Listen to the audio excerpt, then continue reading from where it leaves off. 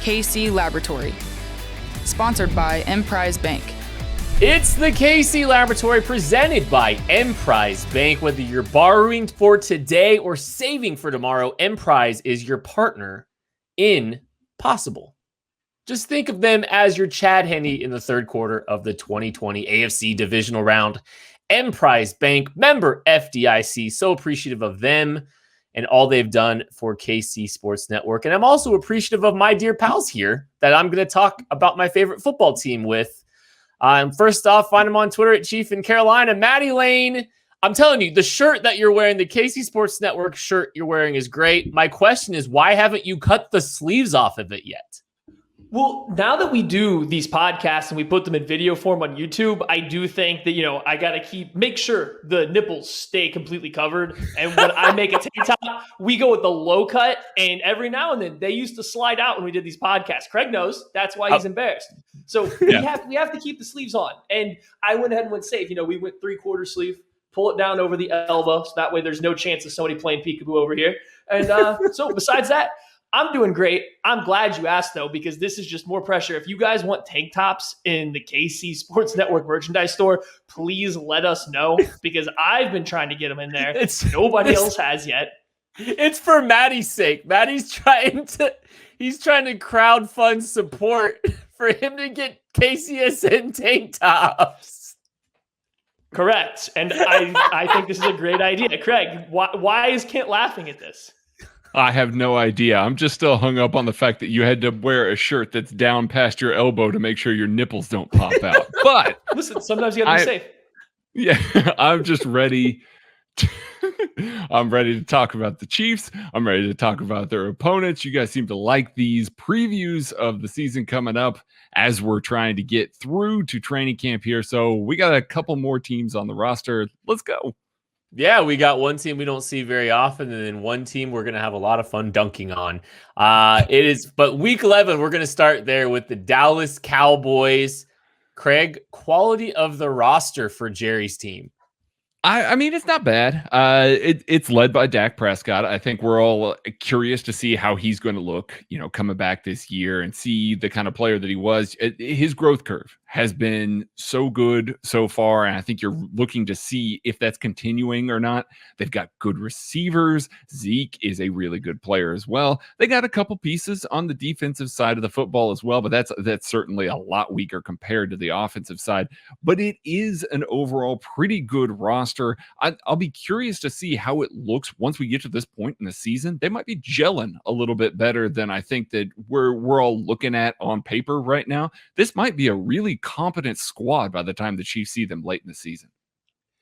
So when I look at this Cowboys roster, the first thing I think of is if every NFL team got together in an Anchorman style fight, this is the one roster that would rival the Chiefs in that parking lot battle, because they have a lot of guys that have some off-field issues. And so that's just the first thing that jumps out at me, because there's not a lot of teams, that have as many players. They're essentially, their entire 2021 draft class is guys with off-field issues. Like, it's wild when you go through this group of players, how many guys have been in legal trouble or had rumors swirling about them off the field. But once I get past that and I start to look at this, the next thing that jumps out, this might be the best wide receiver group in the NFL. I mean, those top three guys, Amari Cooper, CeeDee Lamb, Michael Gallup, that's a phenomenal group. And then you add a personal favorite, Simi Fehoko, Cedric Wilson, I like as well, to that group. They have some receiving options for Dak Prescott to work with, so they should be able to score points. The big question is that defense going to be any better than it was last year? Because, wow, that was bad. And I just don't know if they added enough pieces to kind of close that gap in a single season. They really didn't add a ton of pieces defensively. There's a couple, we'll talk about, I'm sure, here. There was a key player in the mix as a linebacker, actually, outside of the draft even too. Well, technically classified as a linebacker. But they did throw a lot of draft picks at their defense, because there are a lot of building blocks and quality pieces along that offense. And the offensive line, there's some questions about health there for sure. If that group can stay healthy, because there's been stretches in the last 5 years where the Dallas Cowboys have had the best offensive line in the entire National Football League. So it's a question of if they can stay healthy on that side of the football. But the roster on paper is pretty quality. Definitely some moving pieces and parts. and some needs to kind of get some situations, some issues resolved on the defensive side of the football. And in to do that is Dan Quinn to that defensive coaching staff, right, Maddie? Yeah, they got Dan Quinn in there, and I think the big thing with Dan Quinn is it gives their defense a new identity. Well, actually, it's not really that new. It's very similar to what they had in the past, but it's a new guy to lead it. They're bringing in, Quinn's a guy that has a certain level of pedigree in coaching circles. He very much is going to run that Seattle style cover 3. He has adapted a little bit more nuance to his game than some of the other guys have lately, but he's no Gus Bradley with it. He's still pretty structured, and it's going to be 3 deep. Your corner's playing deep. You're going to have a safety dropping down. Like, it's very straightforward, but I do think that you get a guy in there that players will have to respect. Hopefully he can start to get better or maximize the linebacker talent that they have and get better linebacker play, because this team has a ton of linebacker talent. You look at Dan Quinn in the past, he's got a lot out of linebackers at every step he's made. So hopefully he can do that here for the Cowboys. Yeah, and he gets his guys to play hard for him. I think we saw that with kind of a little bit of a lame duck Falcons season, the past couple of years, where he's really gotten guys to play hard. So I don't think that's going to be a problem. I think he's going to have those guys prepared and ready for game day. I am looking a little bit at this secondary. I mean, they've got Reggie Robinson, Jordan Lewis, Trevon Diggs, Kelvin Joseph, a lot of younger guys that I think haven't quite hit the standards that you would expect. And their secondary coach is Al Harris, a guy that was with the Chiefs, for a little while. I think we all liked Al Harris when he was in Kansas City, at least from the pressers and things like that. Like, he was a good listen. I think you saw him say a lot of the things that you wanted to hear at the time when he was under Bob Sutton. So he was not retained when Steve Spagnuolo came over. Obviously, that's not been a bad thing. Sam Madison's been amazing. But for him to come back here and be able to try and, he's stuck with this roster with Dan Quinn coming over. So I'm very curious to see if he can make strides with this group of guys, because they're a young, talented bunch. They could really turn the corner quick if he can get them to play. Mike McCarthy makes me laugh. Mike McCarthy makes me laugh. And I think about more or less than Jason Garrett. I think more. Jason Garrett was just kind of there. Mike McCarthy flat out told the entire world he lied in his interview. He told Jerry Jones he watched every single play of every offensive play in the NFL. And then when he got called on it, he's like, yeah, about that. That didn't happen.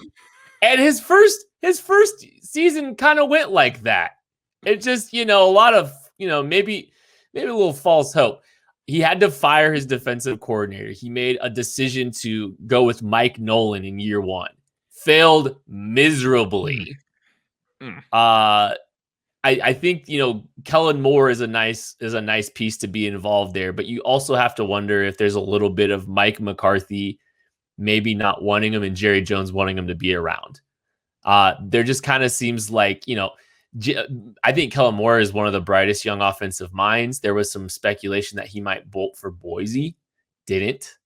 But Kellen Moore still being involved was a critical retention by Jerry Jones, and maybe Mike McCarthy was okay with it. I'm not sure.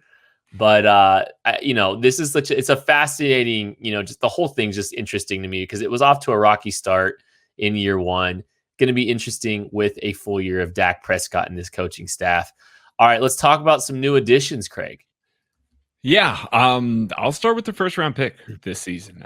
Micah Parsons, the best linebacker in this draft. I had him rated there. I think all of us had him rated there. He's just a freak athlete that reads the game well. He can cover. He's a slippery guy, knifing into the backfield. He has the chance to step right in and be an incredible impact splash player. Now, unfortunately, there's so much off field that came with Micah Parsons. So there are questions about whether or not he's going to, click at the NFL level. He's got a lot of money in his pocket now. He made first round money. So let's see where that takes him. Let's see what that next step is for him.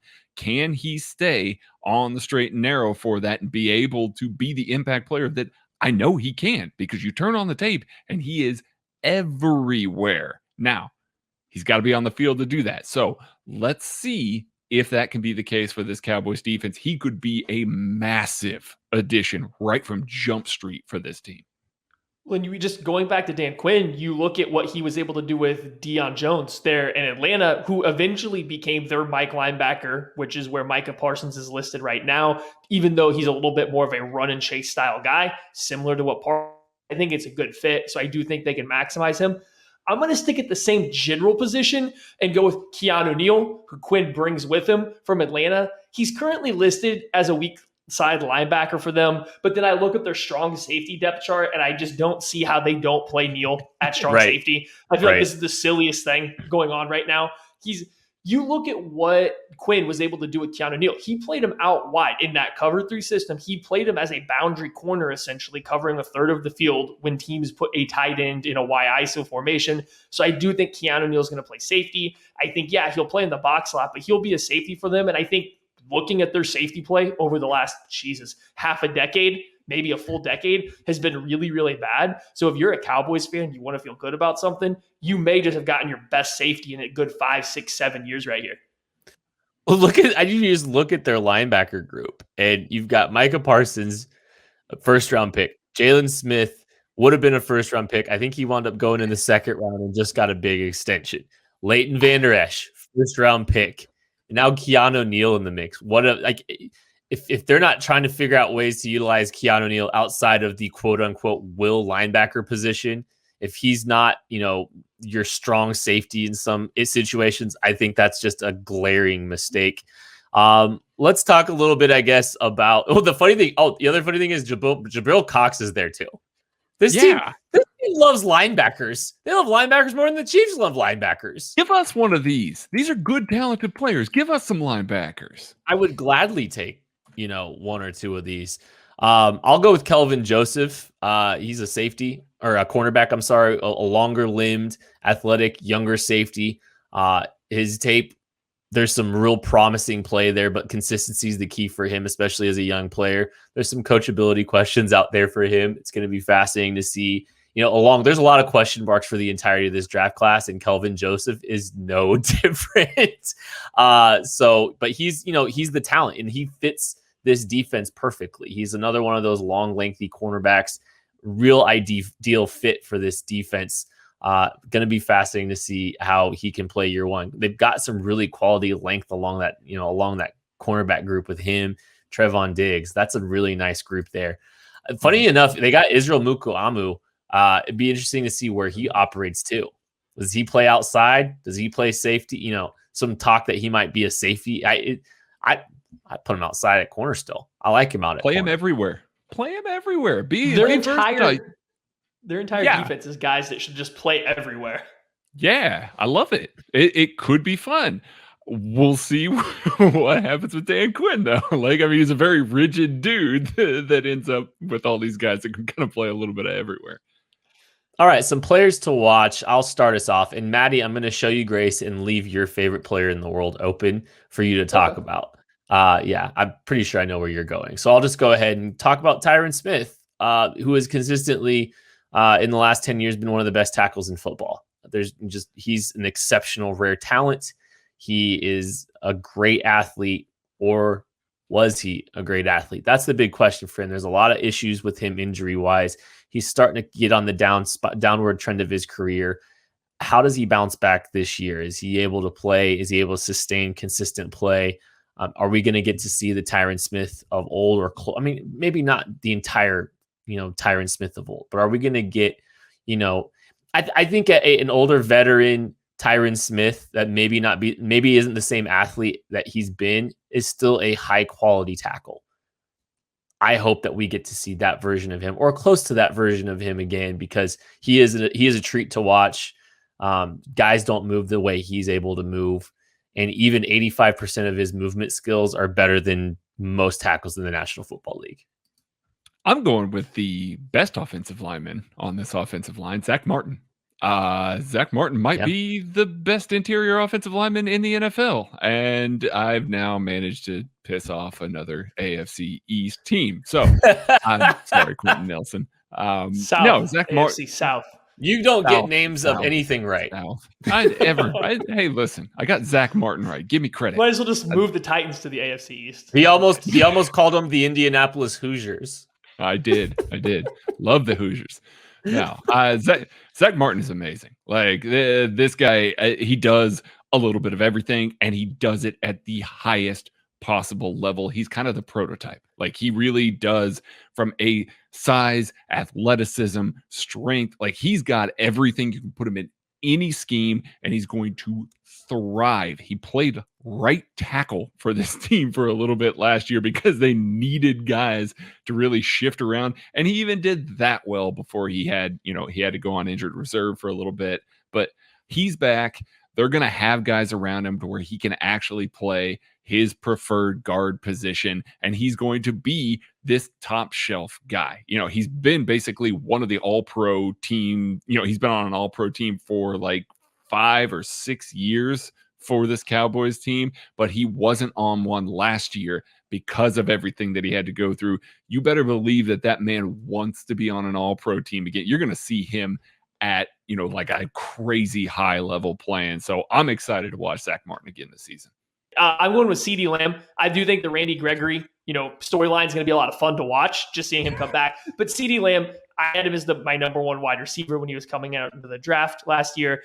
I think you saw when Dak Prescott and that offense was clicking, CeeDee Lamb was on pace to have a historic rookie season. He was right there. His projections would have been really close to Justin Jefferson, what he was able to year for the Vikings. So he was on his way to having a great season. Then it kind of tailored off once they had quarterback slide in and out and that offense fell off. But I think CeeDee Lamb in year 2, I think he's going to come close to taking over Amari Cooper's role as their number one wide receiver by the end of the season. I do think he's that good. I think the Cowboys will try to funnel more production through him because he's going to be there long term, whereas Amari Cooper probably to be past this current contract that he did recently sign, and then they added 13 more wide receivers. Very strange roster building that team has undergone lately. I can't get beyond that. Cornering the market on wide receivers and quartering the market on linebackers. But here's the most important question, boys. How do the Dallas Cowboys beat the Kansas City Chiefs? Tell me, Maddie. Well, going back to what I was just saying, this team has one of the best groups of wide receivers in the NFL. As Canton Craig said, they have really good and have in the past have had a really good offensive line. If you get Dak Prescott of the first few weeks last year, this is another team that could keep pace with the Chiefs offensively. They could score points to keep up with Patrick Mahomes and the Chiefs offense. Maybe Randy Gregory does come back and pick up where he left off, where he was starting to peak. You get DeMarcus Lawrence is coming on, having another super strong year. Maybe these linebackers all start to gel. This defense can get some timely stops, but this could be a shootout between these two offenses, and you always have to have good quarterbacks with this kind of weapon. It's a shootout. That's how this team, is able to beat the Chiefs. They have enough offensive firepower. Maybe Keanu Neal is athletic enough to hold up and hold up this particular game against Travis Kelce a little bit and help there. That's the formula, a shootout. And, hopefully some of the athleticism at the second level at defense, which has given the Chiefs problems. Athleticism at the second level of defenses has given the Chiefs some problems in some key games. That's the formula to beat the Chiefs. Yeah, I could see that being the case. I'm going to go right in that same vein. If these cornerbacks can turn around a bunch of young, long guys and they can blanket these Chiefs receivers, obviously throwing a little safety help at Tyreek Hill, you might see him actually be able to take away Travis Kelce a little bit with these athletic linebackers. And if that happens and they're able to take away Travis Kelce and Tyreek Hill, now all of a sudden you've got Patrick Mahomes having to win with the third and the fourth guy, the fourth receiving option. Not to say he can't, but I think that the Cowboys are going to put up points. So I do think that there is a chance to where this defense can play well enough to limit the Chiefs offense and score enough points on the other side of the board to win. All right, who's the Chiefs non-Mahomes MVP? I'll go with a non-Mahomes player this week, fine. And how about let's go with McCole Hardman here. Let's throw in a little change up in here a little bit. The Chiefs love to run 4 verticals out of the 3-by-1 look. So you cut Tyreek Hill across the field, occupy that middle field safety. You run McCole Hardman up the other seam. He's running unchecked. He's not getting pressed at the line of scrimmage. There's a chance for some explosive plays out of that 3-by-1 look, putting that middle field safety in conflict and more than likely cheating a little bit to Tyreek Hill, one of the best wide receivers in the National Football League. This is explosive play potential for McCole Hardman to get one of those big plays down the field. It's time to mix it up. Let's throw McCole Hardman into the mix here.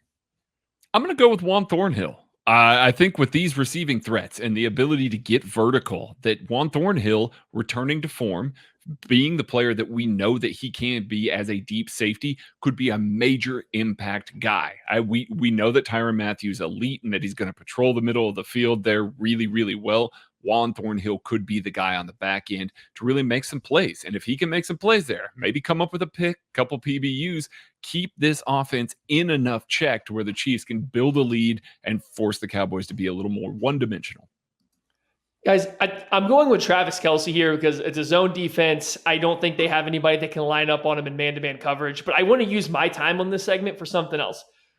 We just talked about the Dallas Cowboys for like 20 minutes now, and I don't think we mentioned the name Ezekiel Elliott more than a single time. Arguably, as of last offseason, people would have put him as their number 3 running back in the NFL. We just talked about a team for 20 minutes, and we didn't mention his name once. I don't know if he plays a particularly big part in them beating the Chiefs, but if their run game is going, give me a little bit of Derek Nottie, a little bit of Jaron Reed coming in, trying to stuff the run, but they can be co-secondary MVPs to Travis Kelce, who wins the Non Mahomes MVP award. That's just how good that offense is. I have zero regrets about mentioning Zeke Elliott. He was bad last year. The contract is an albatross, and the running back position continues to fall by the wayside. But they didn't have Dak. Dude, Zeke looked bad. It had nothing. It was not a Dak's not their problem. It was a Zeke didn't look explosive problem. Zeke couldn't hold on to the football problem. Zeke couldn't catch the ball comfortably problem. It was just a Zeke problem. It was a Zeke got paid problem. I'm sorry. I have zero regret. He did not look like the same dude. He did it. So you don't think there's a chance he rebounds this year and comes back to being the bet looking like the best running back in the NFL? I don't think it's impossible, but also great. You have the best running back in football. Yay, whatever. Cool. With a good offensive line and a good quarterback. I'm more excited about wide receivers. I'm more excited about everything else about that offense. But no, I lost a little respect for Zeke last year because he looked dumpy. I'm sorry. It's time to move on to something else. You know what time it is? Dumpy. Something not dumpy. You know what time it is? It's Macadoodles time. Guys, you've heard me talk about Macadoodles. You heard it last week. I'm here to talk about it again because it's phenomenal. The customer service, the way that they take care of you when you are in these liquor stores is elite. It is Patrick Mahomes level elite. They take such good care of you. They go out of your way to make sure that you are happy, to give you the right recommendations, and to get you walking out of there with something that you want, and that's something that you'll drink, and something at a very fair price. They're not going to gouge you. They're not going to try and rake you over the coals. That's not what they do. They're going to come in and they're going to recommend something, just like I'm going to recommend something to you right now. Avery White Rascal, that I recommended to my good pal and our new podcast producer, Tucker Franklin, gave him that recommendation. He loved it. Go to Macadoodles, get that. And once again, if you are a franchisee, you're looking to bring one to Kansas City, which you should, get a hold of Roger. Get a hold of him via email at info@macadoodles.com. Get them hooked up. Let's get one in Kansas City. Now, Craig, one more question here. When the Chiefs go into their bye week in week 12, 11-0, what would be the perfect drink to get at Macadoodles for that Sunday? Oh my, for that Sunday. Well, if they're 11-0 and they're getting ready to do this, man, I think you got to go with like a nice Elijah Craig small batch, a bottle of that, just something that you're going to really enjoy as a victory, a celebration drink for after the game's over. Because you're sitting nice and cozy at the top of the AFC standings. I like it. That's absolutely. A little cozy drink right there. All right, moving on. Week 12, the Chiefs play nobody, and we all take a nice nap. Week 13, though. Drink that Elisha Craig that entire bye week. Week 13, though. The Denver Broncos come into Kansas City to try to finally beat Patrick Mahomes. This might be a little fun. Craig, what's the quality of the roster? Man, this roster is excellent. It really is. Like, you look at it and there are so many pieces to like. We just got done talking about good wide receivers. The Broncos have stellar wide receivers as well. I think you saw Tim Patrick take a step last year, and they're getting Cortland Sutton back. They've got Jerry Jeudy. So they've got a lot of guys there. KJ Hamler, we'll see if he takes that step this year. We will see. But he's a guy that we liked, and we would like to see him kind of progress in that way. Noah Fant is a ridiculously good tight end as well. I think that they've gotten a little bit of production out of that offensive line as well. And then on the defensive side of the ball, my goodness, they are good. They are getting Von Miller back. I think, Shelby Harris is a ridiculously good player. Bradley Chubb is a ridiculously good player. I mean, Maddie, gush about more of these defenders. Like, I could go on all day about how good this defense could be. This roster is really steady all the way through. I think earlier when we did the Washington football team, I talked about how outside of quarterback, it's one of the best rosters in the NFL. This Broncos roster would be the other one I'd pit right up there next to it. And similarly, they have the same kind of issue. Both linebacker groups aren't great. Both quarterbacks are massive question marks. But outside that, it's a good roster. You got receiving weapons. You got talent on the offensive line. Maybe there's been some up and down play, but there is talent across the board for all 5 spots. You got a defensive line that meshes well together with some good run stuffers up the middle. Bradley Chubb, I think people don't understand how good of a season he had last year without Von Miller. By himself, as essentially their lone pass rusher, he was excellent, especially in those games versus the Chiefs. So I think there's just a lot of guys on this defense, on this offense to be excited about. The issue is they have massive Achilles heels at linebacker and at quarterback, and we've seen the Chiefs defense falter at linebacker, but we have the quarterback to cover for it. Denver Broncos certainly do not with Drew Lock. Certainly do not, but you're right. This defense is great, and this is probably to Vic Fangio's liking, and he's probably going to try to put this team and create this team in the formula for success in the mold of himself, in the mold of his identity as a defensive football coach. And I can't say that's a bad thing, because Vic Fangio, when he has the pieces he needs, he's had a lot of success in this league, and he can present some challenges and make this a difficult team to try to score against. He's going to need to do it, because the quarterback position is not resolved even a little bit. Drew Lock is somehow a better dancer than he is a quarterback.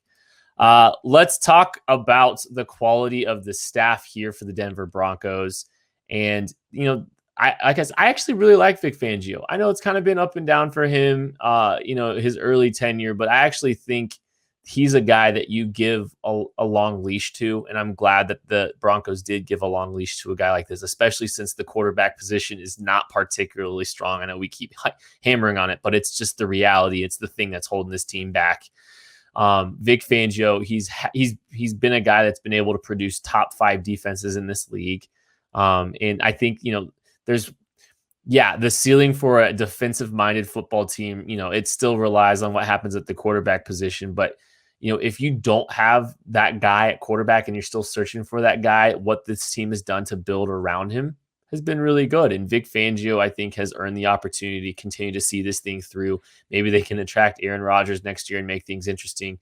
But that's, he's a good defensive minded coach. Let's be real. He's the defensive coordinator for this football team, and he's a good one at that.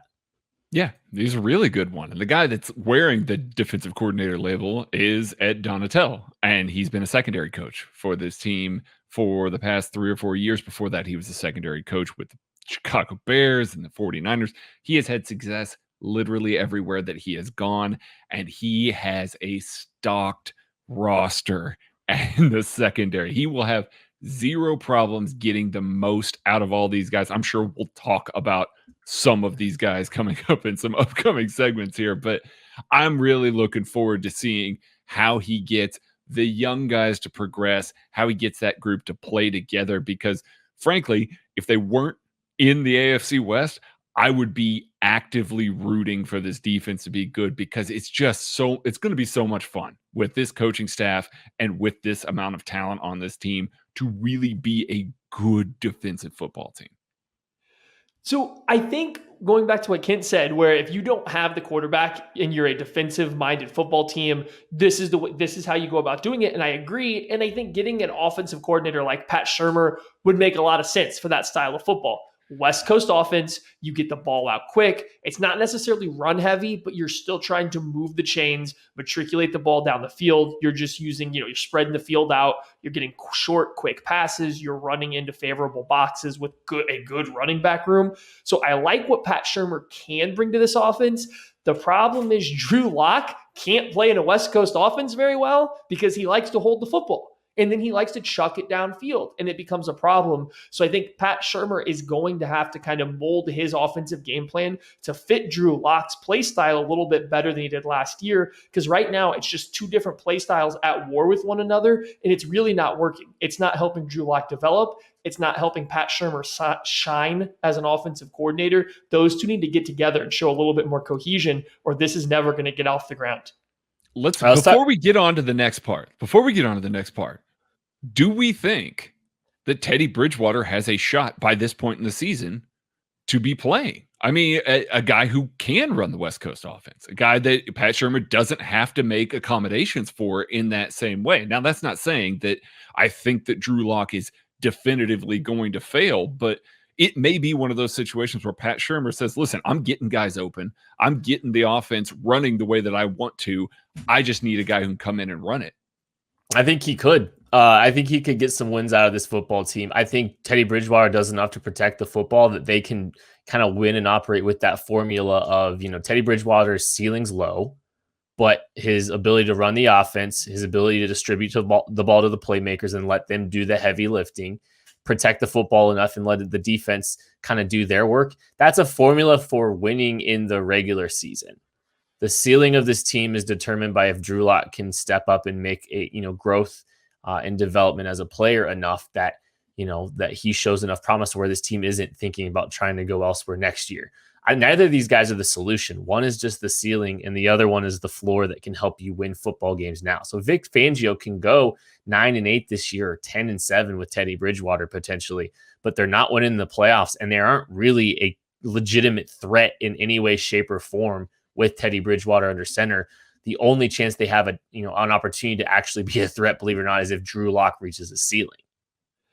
I think Teddy Bridgewater fits what Pat Shurmur wants to do significantly more, though. And while I don't think the offense would ever be high execution, like they wouldn't have great results, I do think if everybody was on the same page, I think you could see their cohesion to hit a competent enough level that the offense becomes competent. And you get the way this defense looks on paper, you get that into the playoffs with a competent offense, not a great one, but one that can just do its job. And Pat Shurmur is good enough to beat some average to below average defenses with his scheme. I think they could make a little bit more noise than what we might be giving them credit for. The issue is, I think, can't hit the nail on the head. Teddy Bridgewater is not the solution. Why are you going to bench a guy that possibly could be the solution for Teddy Bridgewater? Even if it does make sense, I think that would only happen if they are going to choose Pat Shurmur over Drew Lock going forward, and I highly doubt that. Yeah. Well, I mean, this kind of, I don't know. This seems like a make or break year for Drew Lock this year. So, I mean, I think you move on from Drew Lock if he hasn't shown enough after this season. And I don't care if you have a Pat Shurmur problem or not. I just don't know if Drew Lock's shown enough to say, boy, you know what? It was a Pat Shurmur problem.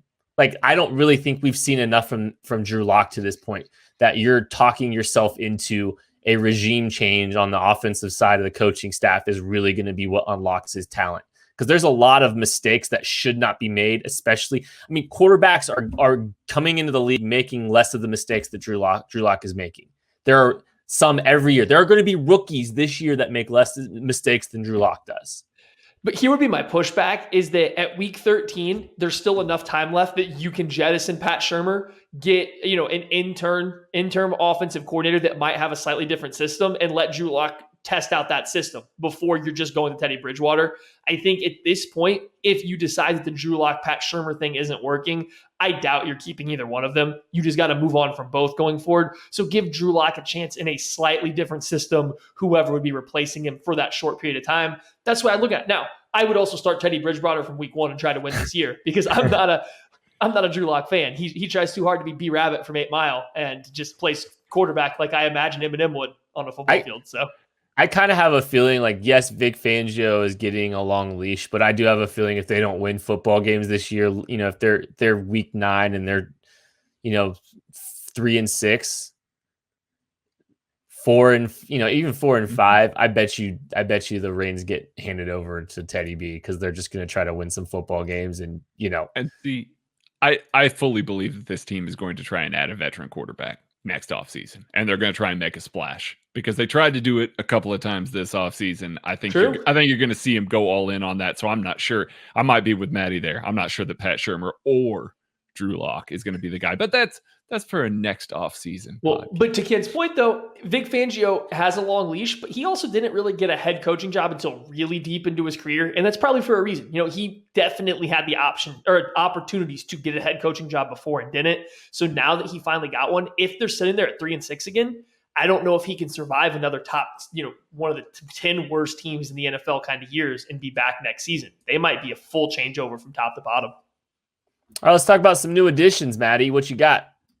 Oh, there's a couple guys over here, but I'm going to stick with Patrick Surtain the second. I think he was the second best cornerback in this draft class, depending on who you ask. Very similar to J.C. Horn, would have been the other guy in the competition. Just big, physical cornerbacks. I love Patrick Surtain's technique. I think even more than his technique, I love how confident he is in his own ability. I think he does a really good job never panicking, always playing proper technique, reading good leverage. I think he is going to be kind of a game changer for that defense. He gives them a guy that could be a lockdown corner in the next couple seasons, probably a really good player this first year as a rookie. And most importantly, he chose a single-digit number 2 to wear on the field. So you might as well get his bus ready for Canton right now. I'm going to go with one of the draft favorites this year, Quinn Miners out of Wisconsin Whitewater, a guy we got to see at the Senior Bowl, did a fantastic job. Really, he made the most of all of his opportunities against top-level talent, against talent he really didn't get to see much of at the Division III level. A guy with an exceptional athletic profile. I think I like him best as a center, which is interesting because he's going up probably against one of our other favorites in recent draft memory, Lloyd Cushenberry out of LSU back in 2020, a couple center candidates that we really liked for the Chiefs, now kind of duking it out a little bit along the interior of their offensive line there for Denver. It's actually an interesting group. And, Garrett Boltz has played competently. He's played actually pretty well for the most part. That line's kind of coming together. There's really not a lot of excuses for Drew Lock because they've insulated that offensive line well. There's a lot of weapons for him. They've given him a bell cow running back too to work with. I mean, this is a group primed and ready, and there's some depth along the offensive line and potentially another starter in Quinn Miners, a guy with a really high ceiling. Yeah, my guy is Kyle Fuller. Kyle Fuller got cut by the Bears in March, and there was pretty much next to no discussion about where he was going. There was no courting process. He was coming here to play for this organization and play for these coaches that he loved so much when he played with them and with the Bears. And frankly, he's got a shot to be ridiculously good. He's got awesome safety play behind him. He's got Surtain opposite him. They're going to put him in the best chance to succeed. Oh, and he's also got Bradley Chubb and Von Miller in front of him. So I think he's in for an absolute career year. We're going to be talking about Kyle Fuller in one of the upper echelons again. I really do think so. He has a chance to be that good within this scheme. I'm really looking forward to seeing him play this year. Wow. All right. Players to watch for the Denver Broncos. And you know what? I'm going to go with Von Miller. He's a guy we didn't get to see last year. He's on the tail end of his career. He's kind of, he's the godfather of pass rushers in the AFC West. And, Melvin Ingram sitting out there in free agency. This is one of the older pass rushers, but he's still, he's been an effective pass rusher. It's going to be interesting to see him coming off injury. That's the big question for him. Is there anything left in Von Miller's tank coming off an injury, kind of on the tail end of his career? Fascinating to watch, what it's going to look like for him, because this is a big year for him as well, contractually. Yeah, I'm going with Cortland Sutton. Cortland Sutton had an injury last year. Took Maddie's guy. Weird. Yeah. But had an injury last year and was a monster in 2019. Was an absolute matchup nightmare for everybody who went up against him. I think we all remember the play that Tyron Matthew took away from him. That was about one of the only ones that we saw defenders take away from him that, he had his chance to get his hands on. So he got hurt in week 1. I think he's got a chance to come out and play at a really high level again and give Drew Lock that stability on the outside, that guy that he can trust. And then he's going to elevate the play of Tim Patrick. He's going to elevate the play of Jerry Jeudy. We're going to be seeing him really kind of bring this offense to a new level, regardless of how Drew Lock plays. I think Cortland Sutton can be that stable presence on the outside, because I do think that he's one of the better receivers in the NFL. Yeah, that was definitely going to be mine. I was going to follow up CeeDee Lamb with one of probably my second or third favorite non-Chiefs wide receiver, CeeDee Lamb, and then Cortland Sutton's definitely up there. Love big-bodied wide receivers, and he's one of the best in the league right now that doesn't get the recognition he deserves. But that's okay. The defensive guy will take my offensive playmaker. That's fine. We'll go with Garrett Boltz. He actually had a career year last year. Garrett Boltz, from a Chiefs fan perspective, had been abysmal playing offensive tackle until last year. Now, on one hand, I want to say, well, that's because the NFL called no holding penalties last year, and Garrett Boltz almost always leads the NFL in holding penalties. On the other hand, they've done a really good job coaching him up over the last few seasons. He's getting better and better. Broncos fans that I know well and trust do say that he plays a little bit better than what I had thought, just based on the Chiefs viewing sometimes. But I do want to see Garrett Boltz. Is he ready to take that next step? Is he a real big-time left tackle, or was it a one-off year because, with the crazy COVID offseason last year, they didn't call any holding penalties, and he's about to return to his 18 holding penalties every single season? All right, the big question here, boys. How do the Denver Broncos beat the Kansas City Chiefs? And the answer is they don't. They have to build a time machine to go back to the early 2010s when Peyton Manning was in his prime, or at the end of his prime. They haven't won since Peyton Manning was the quarterback. The last time the Denver Broncos beat the Chiefs, Peyton Manning was the quarterback. It's been 11 straight. It's going to be 12 and 13 straight. I would say it's going to be 14 straight if they make the playoffs, but the Denver Broncos aren't making the playoffs. Wow. Bars. Wow. Sorry. No, I'm going with if they get competent quarterback play. This team is good enough literally everywhere else. Like Maddie said, linebackers a little weak, but that's fine. Linebackers in the NFL, not required. I think if they get competent quarterback play, if Drew Lock can play as an average quarterback, this team could be really good because they are just that talented everywhere else. I have faith in this defensive coaching staff to come up with a game plan to limit Patrick Mahomes and Andy Reid enough. Not obviously, you're never going to fully limit the Chiefs offense, but I have faith that they can do that. They get a little bit of something on the offensive side of the ball, they could be a little spicy. I think it's actually a pretty easy path here. So whether it's Teddy Bridgewater or Drew Lock taking a step, they start to execute Pat Shurmur's, offensive game plan. They use this talented roster and they keep it close to the Chiefs. They're able to matriculate the ball down the field, eat up time of possession, score some points, and then out of nowhere, the Chiefs signed Tyler Bray to come on and play quarterback in place of Patrick Mahomes. And that way the Denver Broncos are ever going to get a lead and beat the Chiefs is if Patrick Mahomes does not return to a game that Tyler Bray tries to throw and fumble away. I mean, we've seen this team beat the Broncos with a backup quarterback because Patrick Mahomes got hurt and they whooped them. They embarrassed him on national television at home. I would say, the way the Broncos beat the Chiefs is if it's a quarterback dance-off, but we know that's not true, even though Mahomes doesn't exactly have that many moves. All right, who is the Chiefs' non-Patrick Mahomes MVP against the Denver Broncos, Craig? Man, I think I've got to go with Tyreek Hill.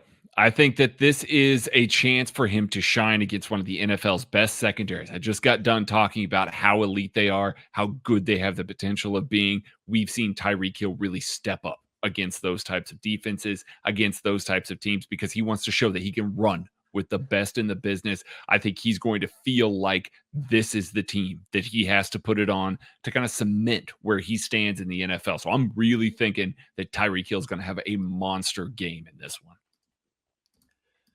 We've said it over and over again here. This Denver Broncos one defensive weakness is the linebacker room. And guess who feasts on poor linebacker play? Travis Kelce does. You're not going to cover him with Josie Jewell. You're not going to cover him with AJ Alexander, who's a good player. Travis Kelce is going to be open all over the field versus this zone defense, which is a terrific zone defense, but it's zone defense. That's what Travis Kelce lives for. He's going to have 150 plus yards, 2-3 touchdowns as he jumps over, poor Justin Simmons trying to dive through and make a tackle at the goal line. Travis Kelce, non-Patrick Mahomes MVP. I think that's 12 straight now for him? I don't know. It's something crazy like that. Give me the Honey Badger, Tyron Matthew. If Drew Lock is playing this in this game, Tyron Matthew has Drew Lock's number. He has young quarterbacks numbers. He has guys that try to be aggressive with the football's numbers. Tyron Matthew, his instincts, his ball skills, making plays in the secondary for the Kansas City Chiefs against Drew Lock and the Denver Broncos. That is going to do it for the KC Laboratory, the game preview edition for the week. Thank you so much for watching, listening, wherever you're consuming KCSN content. You can consume more at kcsn.substack.com. There you can also find links to our merchandise, which Maddie Lane's wearing. Thank y'all. We appreciate you. We'll catch you later.